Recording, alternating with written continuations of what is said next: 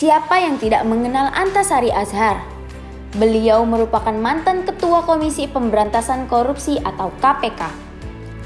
Antasari Azhar adalah anak keempat dari 15 bersaudara, anak dari pasangan Haji Azhar Hamid dan Hajah Asnani. Karir Antasari sebagai penegak hukum terbilang moncer. Dimulai dari bawah sebagai jaksa fungsional sejak tahun 1985 hingga menapaki puncak karir sebagai ketua KPK pada tahun 2007. Antasari dikenal sangat gigih berjuang membersihkan Indonesia dari praktik KKN. Namun karirnya kandas ketika pada tahun 2009 dia diberhentikan secara tetap dari jabatannya karena tersangkut kasus pembunuhan Direktur Putra Raja Wali Banjaran, Nasruddin Zulkarnain. Pada tahun 2010, Antasari akhirnya divonis hukuman 18 tahun penjara. Kali ini kita akan berbincang lebih dekat bersama Antasari Azhar dalam program Galeri Sebastian di RKN Media.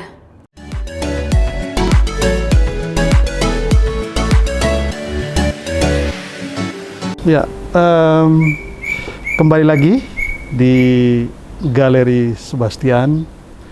Kali ini saya berbincang-bincang dengan seorang tokoh yang sudah sangat terkenal, sangat populer, dan saya beruntung sekali bisa bertemu dengan beliau dan hari ini bisa berbagi pengalaman, berbagi informasi dan juga berbagi pengetahuan kepada kita semua. Beliau adalah Bapak Antasari Azhar. Selamat siang, Pak. Selamat siang. Apa kabar? Baik.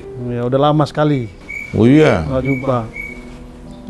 Apalagi selama COVID ini ya, kita nggak bisa kemana-mana. Sejak saya sekolah, Ya. tanda kutip ya, Ya. tambah COVID, udah kayak isolasi mandiri aja gitu. Nah, itu memang luar biasa ya. Ini selama ini apa saja kesibukan Bapak ini mengisi waktu setelah pulang sekolah? Setelah pulang sekolah saya sempat bekerja di satu kantor kontraktor dan sehari ini juga masih bisa bekerja di Bandung untuk membagi apa yang saya punya gitu. Ya. Dan sekaligus untuk cari makan. Ya selama itu halal kenapa tidak? Iya betul. Dan aktivitas itu juga itu membuat kita makin sehat, Pak. Iya. Kalau diam aja kan malah sakit. Tuh. Ya Pak, ini kita ini kan mengenal atau mengetahui, mengikuti Pak Antasari ini kan sudah menjadi tokoh besar di bidang hukum. Lalu ya mungkin saya justru pengen tahu Pak Antasari berbagi cerita waktu pengalaman masa kecilnya, Pak.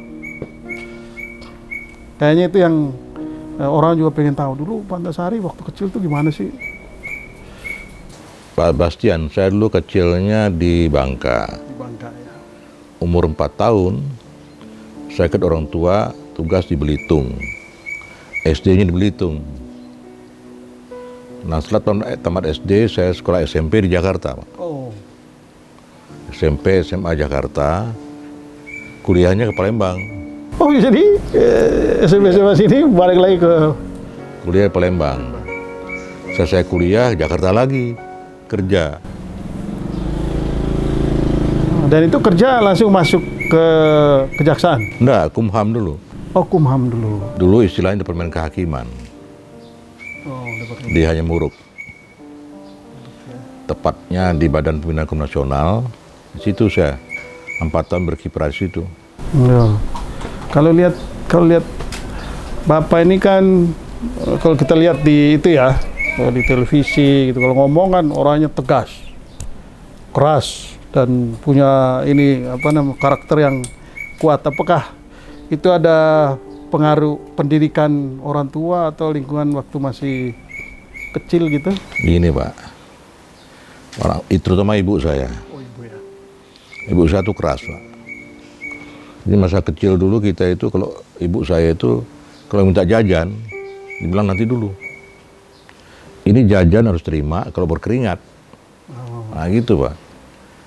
Sehingga kita dulu masih kecil tuh saya sempat jualan es, jualan kue, hanya untuk mendapatkan Jajan ya. dan untuk merantau pun ke Jakarta ada syaratnya waktu itu. Boleh merantau, tapi selesaikan dulu khatam Al-Quran, Pak. Oke. Wah, semangatlah kita. Berarti SMA itu ya? SD, Pak. Boleh deh sih. SD. Semangatlah kita untuk tiap hari ke guru ngaji untuk menamatkan itu kan. Akhirnya tamatlah. Saya kelas 4 tamatlah Quran. Ibu bilang, loh belum bisa. Cuma 1 kali, harus 2 kali. Wah, karena semangat ingin merantau motivasinya. Terus lagi. Akhirnya sampai menjelang kelas 6. Tamat lagi sekali, setelah tamat kelas 6, baru boleh merantau. Ini tamat kelas 6 SD? Iya. Oh ya. 65. Berarti merantau ke sini orang tua masih di sana? Iya, masih di Belitung. Ini termasuk ini ya, termasuk berani sekali ya. Terus kita ngontrak saya di Cikini situ. Belakang pasar Cikini itu, nah ngontrak belakang situ. Oh, jadi memang sudah sejak ini ya, sejak kecil Bapak ini sudah. Memang terbentuk oleh keadaan. Bapak dulu bilang, bapak saya itu pegawai negeri. Bapak bilang, boleh merantau. Tapi ingat ya, adik-adik kamu banyak. Saya kan 15 bersaudara, Pak. Adik-adik kamu banyak. Bapak hanya bisa kirim untuk uang kontrak, uang sekolah. Yang lain-lain kamu cari sendiri. Oh iya. Nah mulailah SD, SMP sana, pikir saya, bagaimana cari-cari tambahan. Kita masih remaja, pengen juga Main-main. main. Zaman itu kan ada musim kaos Benlon, Oh iya. ya kan? Pengen juga pakaian kayak remaja lah. Nah keadaan seperti itu, saya tuh melihat tetangga saya itu lewat tiap malam depan rumah saya kan. Saya tanya, Mas mau kemana sih tiap malam lewat depan rumah? Oh saya kerja. Kerja apa? Itu nunggu percetakan koran yang di Gatot Subroto itu. Ada percetakan di situ. Iya. Nah itu koran dicetak bertahun Berita Yuda. Oh. Terus itu gimana percetakan, Mas? Kenapa lu nanya? Kata bahasa Jakarta kan ya. Kenapa lu nanya terus? Lu enggak apa aja kerjaannya itu. Udah gini aja, lu ikut aja sini. Oh. Kalau nggak ada kegiatan ikut aja. Udah nanti ke sekolah pagi, saya bilang kan. Saya masih SMP, pagi masih sekolah. Nah paling kita jam 4 sudah pulang katanya, subuh. Oh, berarti berangkat ini dong. Malam. Jam 12 berangkat. Nunggu koran cetak itu, percetakan grafia apa itu namanya. Kita cetak-cetak, nanti jam 2 selesai, kita ikat, bungkus, wilayah Roksi, wilayah Sepudi. Oh, untuk ke. Nah, saya di belakang mobilnya duduk ke koran itu. Berhenti saya bawa, catat. Itu tugas saya dulu. Pulang dikasih honor. Lumayan. Dan ini setiap hari. Tiap malam. Tiap malam sampai SMA. Udah SMA saya udah malu. Dan tidak mau lagi sekolah siang. Harus sekolah pagi lagi. Apalagi nih? Cari saya untuk tambahan itu kan. Ini kan berkurang, tidak lagi kegiatan perkoran kan. Jadi kenaik oplet. Kenaik oplet dari Salemba, Banteng, Jatinegara, Salemba, Banteng, Jatinegara gitu. Nah, naik oplet zaman dulu, zaman oplet Sidol itu. Oh iya. Itu gantung di belakang, Bung ya? Iya. Dan pintunya mesti pakai kayu itu kan. Nanti saya naiknya dari depan UI.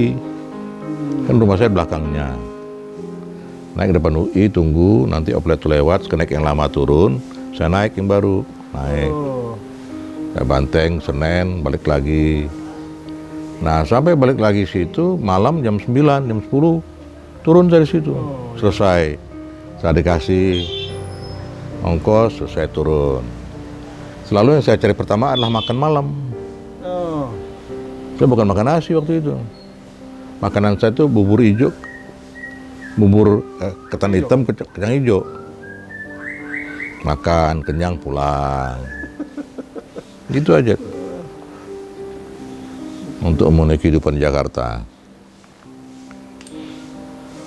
Itu memang ini luar biasa ya. Dan ini pengalaman menarik yang ini akan membentuk karakter menjadi orang yang tangguh ya. Mandiri, Mandiri ya. mandirian. Mandiri. Kemudian ya kuliah, dan saya melihat kan wah ini perjalanan karirnya itu luar biasa ya, panjang dan Karena memang waktu kuliah saya dulu sudah mulai aktif organisasi sejak dulu tingkat 1. Dulu itu kan ada kayak pemerintahan lah. Tiap tingkat ada perwakilan. Oh iya, iya. DPR-nya mahasiswa. Betul. Nah, Badan Perwakilan Mahasiswa namanya. Tiap tingkat ada perwakilan. Nah, saya ketuanya. Oke. Setelah itu baru naik ke eksekutifnya Senat. Senat. Terus sampai ke Dewan. Nah, itu juga banyak pengalaman lagi di situ. Karena waktu itu kita kan di Sumatera Selatan tuh khususnya Palembang itu masih alergi ya dengan demo itu. Oh iya. Masih alergi. Nah, kita sudah demo untuk perbaikan. Ketika kita selesai demo, dipanggillah gubernur. Terus Senat Hukum, Teknik, Pertanian, Ekonomi dipanggil gubernur. Waktu itu zaman Pak Ali ya, Gubernur DKI. Enggak, gubernur Palembang. Oh, Ini Palembang kuliahnya. oh iya. Lupa, kembali ke Palembang akhirnya ya. Bilang, ngapain kalian demo katanya. Ya itu KNPI kan tidak benar lagi kita bilang. Mana lagi udah usia udah umur kok di KNPI gitu. Udah mulai sekarang saya bicara nanti dengan Ketua KNPI, Abdul Tanjung waktu itu. Kalian masuk KNPI, benahi itu, perbaiki. Nah sejak itulah KNPI ada unsur kampus. Ya itu. Itu ya, ini luar biasa. Oke, Bapak bisa cerita soal pengalaman karir Bapak ya, sejak masuk pertama lalu Ketua KPK. Nah ini itu kan selalu ada menempati posisi-posisi tertentu dan diberi kepercayaan, diberi tanggung jawab untuk membuat keputusan dan lain sebagainya. Nah, Bapak bisa cerita tahapan-tahapan itu dan bagaimana sih Bapak menilai jabatan-jabatan itu? Jabatan itu amanah. Amanah ya. Ada orang mengatakan ketika nama jabatan baru itu adalah orang selalu mengucapkan innalillahi wa inna ilaihi raji'un. Ada yang mengatakan begitu. Ada yang mengatakan alhamdulillah. Ada yang mengatakan ini cobaan, amanah. Hari ini kita dilantik, besok siap untuk berhenti. Macam-macam lah cara menyikapi itu kan. Bagi saya lebih cenderung kepada amanah. Jadi ketika jabatan diterima, laksanakan sebaik-baiknya. Dan apa yang Anda anggap benar, lakukan. Tidak usah terpengaruh dengan orang lain. Ini prinsip itulah yang jadi berat akhirnya bagi saya. Karena apa? Saya anggap itu benar. Apalagi jabatan saya terima itu jabatan dalam koridor lembaga hukum kan. Kalau anggap benar saya jalan aja. Apakah orang akan tersinggung dengan jalan kita? Saya nggak mikir. Itu pada akhirnya itulah yang menimpa saya. Akhirnya saya dikatakan tidak memahami budaya Jawa lah segala macam. Kalau mana mungkin saya tidak memahami budaya Jawa. Istri saya orang Jawa kok. Yang masalahnya adalah bukan saya tidak memahami Jawa. Orang yang menerima itu tidak sadar dengan dia sebagai orang Indonesia gitu. Itu yang memberi pesan itu yang ini ya. Itu, nah ini Pak, sejak Bapak di Kejaksaan, itu yang paling Bapak ingat atau kasus yang Bapak tangani yang paling Bapak ingat itu apa aja? Kan yang kita ingat itu kan ada beberapa hal besar yang Bapak tangani dulu. Yang saya tangani langsung antara lain ya. Pertama saya waktu itu duduk di Gedung Bundar. Setelah tugas di daerah, Gedung Bundar, pertama yang saya tangani itu adalah kasus Joko Chandra yang sekarang ribut. Saya penyidiknya dan saya penuntut umumnya pertama kali waktu itu. Terkait kasus ini atau? Iya, kasus ini. Kasus dia yang akhirnya dia kabur ke luar negeri kan? Oke. Berarti sudah lama ya? 98 saya sidik, 99 saya sidangkan. Terus saya pindah. Akhirnya muncullah ini. Saya heran, kok muncul begini loh. Ya, betul-betul, sekian puluh tahun gitu. Iya. Waktu itu saya tahan juga sulit nahan Joko Chandra. Tapi berakhir saya tahan di Cipinang untuk penyidikan. Itu pun karena dia bersikap tidak mentaati, menghormati tahanan kota. Tahanan kota, akhirnya dia keluar kota, Bogor. Saya panggil, saya tahan, saya pindah ke Cipinang. Itu pertama kali. Setelah Joko Chandra melakukan penahanan Bob Hasan. Setelah Bob Hasan, saya menahan Salih Sabirin, Gubernur BI. Setelah Salih Sabirin, Ginanjar, Kertasasmita. Penahanan aja saya lakukan itu. Terus pindah ke selatan, kasus Tommy Soeharto. Oh iya, itu yang rame itu ya. Itu. Ya terakhir di KPK itu. KPK itu ya, yang paling ini gitu ya di. Itu kalau dari sekian banyak sebelumnya di KPK itu, apa yang paling berkesan di kasus Joko Chandra kah atau di kasus Tommy? Bagi saya semua sama. Sama ya. Trik yang kita lakukan sama. Dan undang-undang kita lakukan juga sama. Tidak ada saya istimewakan yang satu yang lain, tidak. Sama semua. Cuma memang di balik itu kita punya semacam seperti contohnya nih, Bob Hasan. Saya terbuka aja. Begitu saya tahan Bob Hasan, setelah itu dari Gedung Bundar saya bawa dia ke ruang tahanan Kejaksaan yang sekarang ini. Dulu kan masih di lantai bawah, sekarang udah bertingkat kan. Saya masuk, saya lihat, loh nggak ada kasur ya, nggak ada. Tempat tidur itu kan kosong aja. Loh gimana mau tidur? Akhirnya saya minta izin sama Bob Hasan, duduk dulu, minum dulu. Kita berangkat ke pasar, dekat Blok M itu? Santa? Bukan? Pasar belakang Kejaksaan Agung itu ada. Apa ya? Lupa saya pasar apa pokoknya situ. Beli kasur. Saya pasang kasur, harus silakan bosan mau istirahat. Iya. Tapi? Iya sebetulnya kan tidak boleh ya, bukan tidak boleh gimana ya. Ya bukan tugas saya sudah. Tapi ya tadi kita nahan orang ya, tapi jangan lupa kemanusiaannya. Betul. Nah, itu betul sekali. Tapi itu nggak ada, itu kan kasus yang kayak Tommy, Pak Bob Hasan, itu kan orang yang semua orang tahu lah, keluarga cendana. Itu nggak ada pressure gitu. Iya, setiap kita lakukan apapun, setiap melakukan kegiatan itu adalah hal-hal yang, tapi ya alhamdulillah tidak sehebat yang saya terima terakhir ini. Terakhir. Itu hari selama itu ya kasus yang di KPK ya. Iya. Kalau dulu kan paling teror aja. nakut-nakutin. Kalau sekarang ini langsung cok masuk penjara. Yang paling fenomenal selama Bapak di KPK itu apa, menangani kasus apa? Ya pertama DPR itu, karena pertama kali Ya. pertama kali kita nangkap DPR, KPK, terus jaksa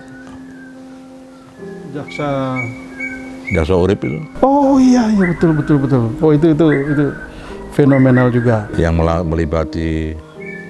melibati Ain itu, Artalita Surayani. Ya. Yang kasus yang terakhir itu ya. Bapak berkenan cerita apa sebetulnya yang terjadi itu? Karena itu kasus itu banyak misteri menurut saya. Itu banyak misteri yang... Saya kira gini Pak Presiden, kalau dikatakan tidak enak saya cerita, ya itu sudah terjadi. Jadi katakan enak cerita, tapi saya ngulang-ngulang terus. Dan orang sudah tahu. Tapi ya kan ini saya ketemu langsung Bapak, pasti banyak hal yang kita tidak tahu lah sebetulnya. Yang pasti di situ itu ada proses hukum yang tidak dilakukan secara benar. Kalau proses hukum dilakukan secara benar, mungkin saya tidak sampai masuk penjara. Itu aja yang saya rasakan sampai hari ini. Walaupun sudah ada upaya saya untuk meluruskan itu, tapi ya pihak penegak hukum yang sekarang ada tidak berkenan meneruskan, saya juga tidak bisa bilang apa-apa. Terima aja. Dan itu apa sih sebetulnya Pak yang terjadi? Ya kalau proses hukumnya sendiri sih gini, saya kan jaksa ada SOP-nya. Betul. Bahwa orang ke pengadilan itu setelah penyidik polisi di berkas perkara yang namanya BAP, terus serahkan ke kejaksaan. Nah saya nggak jauh dari apa yang terjadi pada waktu itu, jaksa mengatakan P21 cukup. Nah kemudian jaksa bikin dakwaan. Nah waktu jaksa bikin dakwaan itu harus berdasarkan BAP. Tidak mungkin tidak ada di BAP, ada di dakwaan, itu tidak mungkin. Tapi ternyata bagi saya mungkin, di kasus saya, mungkin. Karena di BAP itu saya tidak pernah diperiksa tentang SMS. Tidak pernah ditanyakan. Biasanya kalau saya baca berkas itu, kalau ada hal seperti itu, biasanya begini, ditunjukkan kepada saudara ada PHP, ada SMS kontennya bla bla bla. Bagaimana tanggapan saudara? Ini nggak ada. Jadi dibaca dakwaan ada begitu, saya bingung. Di BAP nggak ada, kok bisa dakwaan ini? Bagaimana dapat dari mana jaksa ini nih? Ini berarti dakwaan siluman ini. Itu satu. Kedua, peluru. Saya dituduh 480 pembunuhan berencana ini 340, saya dituduh 340 sebagai aktor intelektual. Tetapi dalam saya mulai diperiksa, terus saya putusan pengadilan, putusan banding, putusan kasasi, putusan PK, saya bukan aktor intelektual, turut serta. Nah pertanyaan saya, turut serta siapa? Siapa pelaku utamanya? Sampai hari ini tidak terjawab. Nah, saya seorang jaksa, pengalaman saya bersidang segala macam, saya melihat ini juga nggak benar, Pak. Kalau kita mendakwa, saya mendakwa Pak Sebastian tersangka, saya dakwa ke pengadilan bahwa apa pasalnya, 372 penggelapan. Sidang. Ternyata di bukti-buktinya ada bukan 372, 378. Tidak mungkin saya robah 378, harus bebaskan dulu. Baru serahkan penyidik untuk disidik lagi 378. Gitu mestinya. Bagi saya enggak, langsung robah. Tidak. Tidak aktor intelektual, robah jadi terus serta. Yang penting antasari masuk. Jadi undang-undang pokoknya. Target masuk. Dan tadi kembali ke SMS itu menjadi salah satu entry point ya. Untuk membongkar ini rekayasa ini. Sebetulnya ada situ entry point-nya. Makanya saya kejar terus itu. Dan itu di BAP nggak ada, lalu tiba-tiba muncul di dakwaan jasa. Apa yang Bapak lakukan? Sudah kita eksepsi. Eksepsi untuk supaya dakwaan ditolak. Tapi hakim tetap terus saja maju. Kan ada hal, ini mungkin untuk yang lain ya, segmen yang lain, yang harus dibenahi oleh Mahkamah Agung sebagai sumbangsi saya sebagai warga negara kepada pembenahan hukum ke depan ini adalah masih dalam masyarakat itu masih bergeming, masih bergema istilah gini, putusan hakim walaupun salah harus dianggap benar. Ini yang nggak benar. Tidak boleh seperti itu. Putusan hakim harus benar ya benar. Betul. Ragu pun harus bebaskan. Iya. Karena itu soal keadilan ya. Iya. Keadilan seorang. Ya tapi tadi saya penasaran tadi soal SMS itu, dan SMS itu kan tidak terbukti bahwa itu dari Pak Antasari kan. Lalu apa yang Bapak lakukan untuk membuktikan pada saat itu? Ya saya panggil ahli lah. Pak ahli ya. Yang paling ahli. Saya runding dengan lawyer saya. Cari orang yang paling ahli lah tentang IT. Dapatlah dari doktor ITB. Dia doktornya khusus IT. Dihadirkan di sidang. Dia memberi keterangan sesuai dengan keahliannya. Dia mengatakan analisanya tidak ada SMS Antasari itu. Kesimpulannya nggak ada. Nggak ada. Nah, saya nggak puas. Kalau itu siapa yang bikin dong itu? Sampai jaksa dapat dari mana itu? Makanya waktu saya lapor ke Baris Krim itu, saya minta jaksa juga diperiksa sebagai saksi. Dapat dari mana dia itu? Menulis dalam dakwaan dia itu. Tapi karena sudah dihentikan, artinya tidak ditindaklanjuti lagi, ya sudah. Saya terima aja lah. Apalagi bukan kewenangan saya. Lalu ujungnya Bapak ditahan selama dihukum selama 18 tahun ya. Lalu setelah keluar dari situ masih ada upaya untuk mencari keadilan. Waktu itu sih ada, artinya saya sudah lapor menggunakan pasal 318. Barang siapa membuat palsu mengakibatkan orang terhukum. Saya lakukan, tapi ya tidak diteruskan. Nah, sudah. Karena entry point-nya di SMS itu sebetulnya. Dan saya melaporkan itu bukan untuk membuat siapa-siapa menjadi tidak nyaman, itu enggak.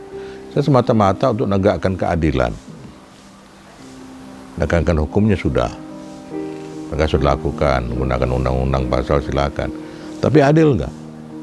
Bagi saya enggak adil. Ada ketimpangan. Ada misleading di situ. Peluru 9 mili, senjata revolver 38. Mana bisa? Orang baru belajar nembak aja enggak mungkin bilang iya. Enggak masuk gitu. Tapi kenyataannya dibenarkan. Dan saya 4 tahun sebagai direktur penuntutan di Kejaksaan Agung itu selalu meneliti berkas-berkas seperti itu. Jaksa se-Indonesia itu bahwa apa yang kita lakukan itu harus sesuai dengan hukum dan undang-undang yang ada. Tapi ada itu harus tidak bisa kita terima sebetulnya. Tapi kok ini kok beda? Tidak ada BAP pun bisa bilang ada. Seperti misalnya pasal 340. 340 itu pembunuhan berencana. Kalau pembunuhan itu kalau ketemu korban di jalanan atau ketemu korban dimanapun, dibawa ke rumah sakit, diotopsi, semua otopsi masuk EGD dulu, itu semua barang yang ada di badan itu harus diambil. Serahkan kepada penyidik untuk diberkas barang bukti. Tapi ini kok enggak. Menurut informasi yang saya terima dari laporan temuan perkara ini, yang bersangkutan tembak di Tangerang, terus bawa ke rumah sakit Mayapada. Nah, besoknya dipindahkan ke Gatot Subroto. Waktu pindah ke Gatot Subroto, dia sudah keadaan telanjang. Pertanyaan, berarti baju waktu kejadian kan masih tinggal di Mayapada dong. Sampai hari ini saya cari itu, sudah gugatan perdata, udah apa, tidak ada.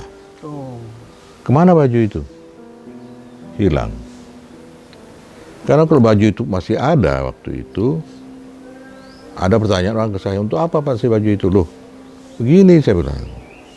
Perkara saya ceritanya kan ditembak dari luar mobil. Berarti penghalang kaca. Nah, saya mau ambil bajunya itu. Saya minta scanner. Kalau jelaga peluru banyak di bajunya, dia tanpa penghalang tembak langsung. Kalau baju bersih mungkin penghalang.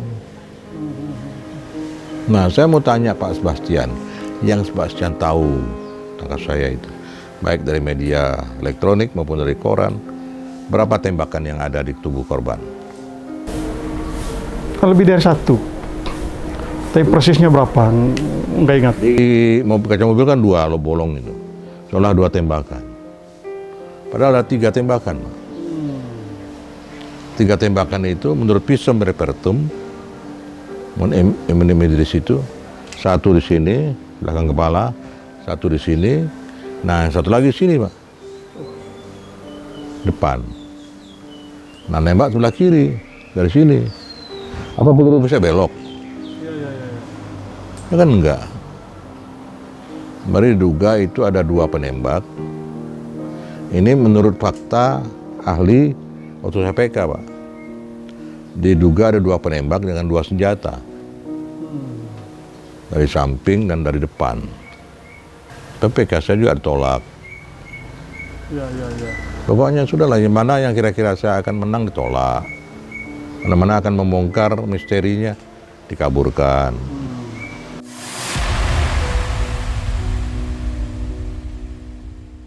Menghadap Pak Jokowi ini beda sekali. Bedanya apa? Saya menghadap presiden bukan kayak seperti menghadap presiden. Kenapa? Orangnya humble, enak itu bicara.